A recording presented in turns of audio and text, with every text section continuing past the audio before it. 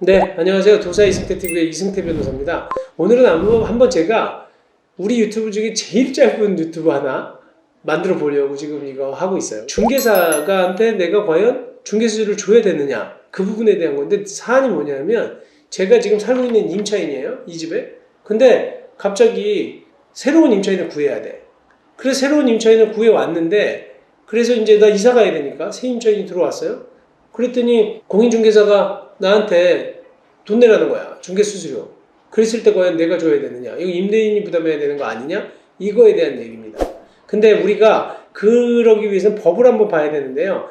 공인중개사법 2조 1호에는 뭐라고 되어 있냐면, 중개라고 하면 중개대상물에 대해서 거래 당사자 간의 매매, 교환, 임대차, 그 밖의 권리의 특실 변경에 관한 행위를 알선하는 것을 말한다. 근데 이 부분에서 그럼 새로운 임차인을 바꾸는 거, 지금 살고 있는 임차인이 중개수수료를 줘야 되나? 이 부분인 거예요. 그랬더니 이게 너무 혼돈이 되니까 실제로 법제처에다가 문의를 했어, 누가. 이 부분에 대해서 전 임대차 계약 기간이 만료되기 전에 중개업자에게 새로운 임대차 계약 기간은 중개를 의뢰한 경우에 그 임차인은 중개수수료를 부담하는 중개의뢰인에 해당하는 건지. 그랬더니 그 회답이 뭐라고 왔냐면, 중개의뢰인에 해당하지 않는다. 이 부분에 대해서는 원칙적으로 임대인이 줘야 되는 거다. 임차인에 대해서는 새로운 중개대상물에 대한 임대차 계약이 아니다라고 판단한 거예요.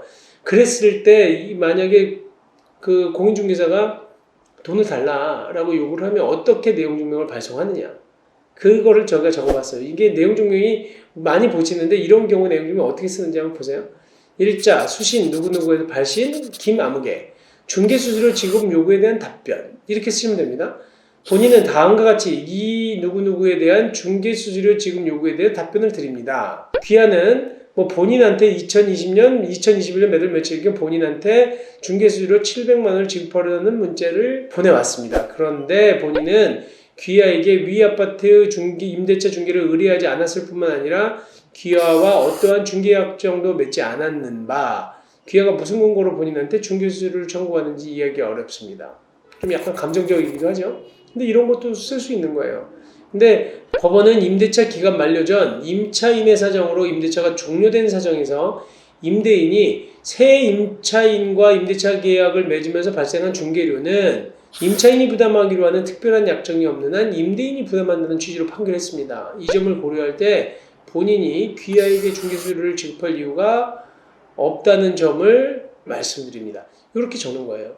그게 무슨 얘기냐면, 살고 있던 임차인이 갑자기 그 새로운 임차인을 구해오게 됐어요. 이 새 임차인을 구해달라고 했을 때 그 중개수수료는 임대인한테 받으라는 거야. 내가 설령 얘기를 했다고 하더라도 나랑의 계약이 아니라는 거야. 임대인과 새 임차인의 계약이지 나랑의 계약이 아닌데 내가 왜 그 부분에 대해서 내가 돈을 줘야 되느냐, 그 얘기를 하는 거거든요. 무슨 얘기인지 아시겠죠? 그러니까 내가 의뢰했는데 왜 그러면 당신이 안 줘? 이렇게 생각할 수 있지만, 그 임대차 계약을 누가 체결하는 거냐? 결국은 임대인과 새로운 임차인이 체결하는 거 아니냐? 그 둘이 내든지 아니면 임대인이 부담을 해라. 나는 모르겠다는 거예요. 그래서 이런 경우에 지금 살고 있는 임차인이 돈 낼 필요 없다는 거예요, 원칙적으로. 근데 대부분 돈 주시는 것 같은데, 나갈 때. 그러니까 이것도 약정이 있는 거예요. 만약에 임차인이 제가 좀 죄송한데요, 계약 기간 아직 남았는데 먼저 좀 나갈게요. 그랬을 때 그러면 제가 새로운 임차인을 구해오겠습니다. 당신 그럼 새 임차인 구해오면 나가. 그래서 내가 새로운 임차인을 데리고 와서 그 사람하고 계약을 주선을 했을 때는 묵시적으로 내가 계약 기간 전에 나가니까 임차인을 제가 구해와서 부탁을 드린다는 거니까 임대인보로 부담하라 그러면 그 사람은 억울하잖아. 그런 경우에는 새로운 약정, 그러니까 다른 약정, 중개수수료를 임차인이 부담하겠다고 하는 약정이 있다고 볼 여지가 있지만, 그게 아니고 사실은 그냥 계약 기간이 정상적으로 종료가 됐다든지 해가지고 내가 돈 받기 위해서 나가는데 그것도 내가 내야 되느냐는 거죠. 그건 아니라는 거. 그래서 중개수수료를 누가 부담하는지 잘 명심하시라고 제가 오늘 짧은 사례 하나를 설명을 드렸습니다. 네, 감사합니다.